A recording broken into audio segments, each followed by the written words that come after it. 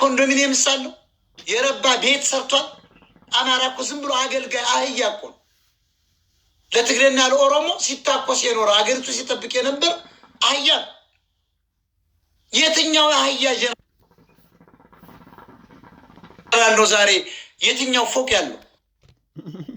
አበባው ነው። እሱም ግማሹ አገው ስለሆነ ፎቅ ያለው አንድ ጀነራል በ3,000 ደሞዙ ከየት አመጣው? የሰውዬ ፎቅ አለው። አሁን እሱ ትልቅ ፎቅ አለው፣ ሆቴል አለው።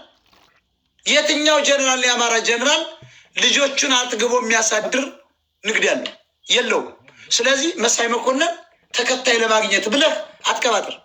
በእርግጥ የሚቀነሱ ጀነራሎች አሉ። እንደ ባለ ከዘራው ምንገጭልውን ይህንን መንጋጋውን ያዋለቁለት ትግሬዎች አሉ ብዙ የቆሰሉ አሉ። እነዚህ አሁን ለምሳሌ ባለ ከዘራው ውጭ ሀገር ላኩት ለማይመለከተው ጦርነት ከዘራ ይዞ እሱ ነው ደግሞ ይህን ከዘራ ይዞ መጥቶ ያስተማርብን። ጠቅላላ አሁን ወተት የሁሉ የዘመነ ካሴ ደጋፊ ይሄ እግሩን እያነሳ እንዲህ እኛን መጥቶ የሚሳደብ የሚያዋርድ ሁሉ ከዘራ ይዞልሃል። ከዘራ ይዟል። ይህን ከዘራ ያመጣብን ባለ ከዘራ የሚባል ጎንደሬ ነው ውዳቂ። አሁን ጠቅላላ እኔ በጣም የገረመኝ ምስጌ የሚባል አንድ የጎጃም ፀጉሩ የሚያሳድግ ጠይም ወጣት ልጅ አለ። ዝምተኛ ነው። ከዘራ ይዞ አየሁት የፋኖ ሙዚቃ ከፍቶ። አሁን ምስጌ የትኛው ግንባር ተዋግተ ነው? በቲክቶክስ ፋኖነት አለ ወይ? የጎጃም ፋኖች አሁን አበዙት። ፋኖ አይደሉም፣ ተደራጅተው የሚዘርፉ ናቸው። ተደራጅተው የሚበሉ ናቸው። ተደራጅተው ቁርጥ የሚበሉ ናቸው። ተደራጅተው በሬ የሚያርዱ ናቸው። ተደራጅተው ፍየል የሚሰርቁ ነው፣ አህያ የሚነዱ ናቸው። ፋኖማ ጫካ ነው።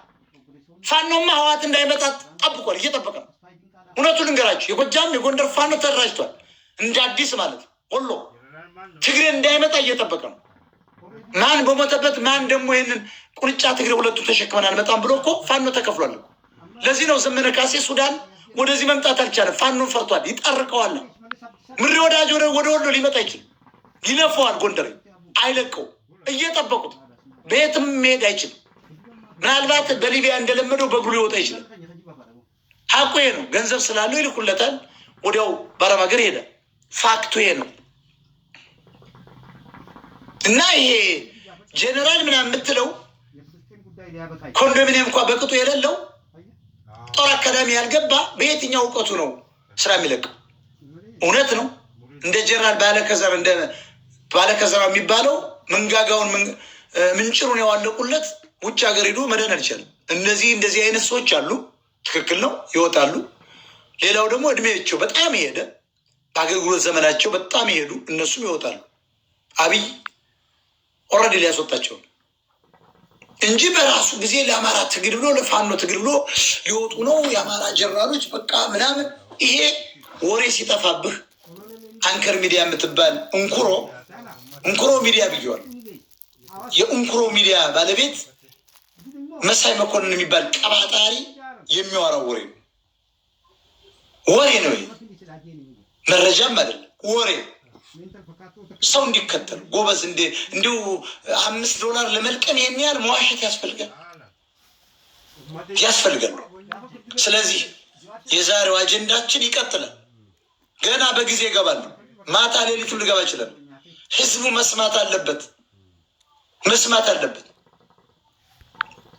ይሄ 5 ክልል ብለው ሊመጡ ህገ መንግስት ቀየር ባንዲራ ምናምን ዘረኝነትን በጋገር ብለው እየመጡልን መቀበል የለብን። አማራ ሪፖርት እያደረጉ ስለሆነ አንድ ጊዜ ሁላችሁም ኮፒ ሊንክ አድርጉ፣ ሼር አድርጉ። አትበሳጩ ትግሬዎች። ትግሬ የአማራ ስም ነው እንዳለ ያዛው ነው። ተሳዳቢው ትግሬ ነው፣ ተሳዳቢው ኤርትራዊ ነው። በቃ ገደል ላይ ከተትኳቸው። ሌላው ምንድን ነው? ህዋትና ሻቢያ እንደኛ አይነቱን ለመግደል አቅደዋል።